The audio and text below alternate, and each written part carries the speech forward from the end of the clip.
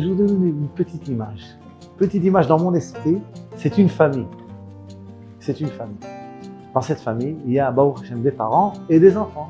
Abba ve'ima ve'yé l'a dit. On se pose la question, deux familles, nous avons ici deux familles. On se pose la question, est-ce que les parents aiment leurs enfants? Alors nous prenons une image à un certain moment. Papa, achète-moi. Oui, mon fils. Ima, donne-moi. Oui, ma fille.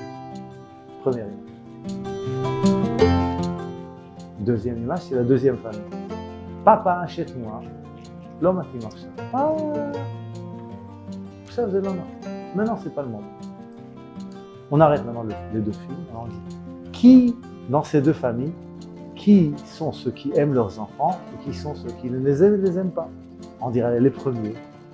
Ils les aiment. Ils demandent, ils reçoivent. Ils aiment leurs enfants. Les seconds, apparemment, je dis, les seconds, les enfants demandent, les parents ne donnent pas. Ça veut dire qu'ils n'aiment pas leurs enfants. Maintenant, ça c'est très superficiel. Quand vous posez la question, mais Béhémet, c'est car.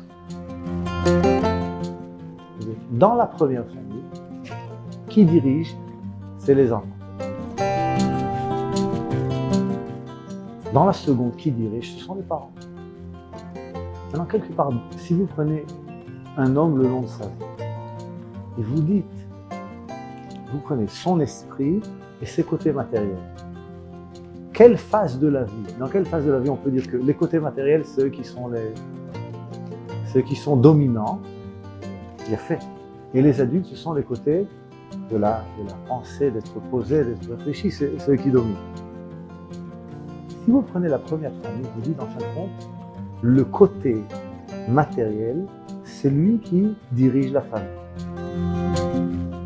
Si les enfants, c'est eux qui définissent, et les parents suivent le mouvement, ça veut dire que leur côté adulte a été mis de côté. Le côté qui est dominant chez les enfants, c'est celui qui est dominant. Et c'est le côté matériel, en fin de compte, qui guide la vie. Et la seconde famille vous dit non. Et ça, c'est un désordre.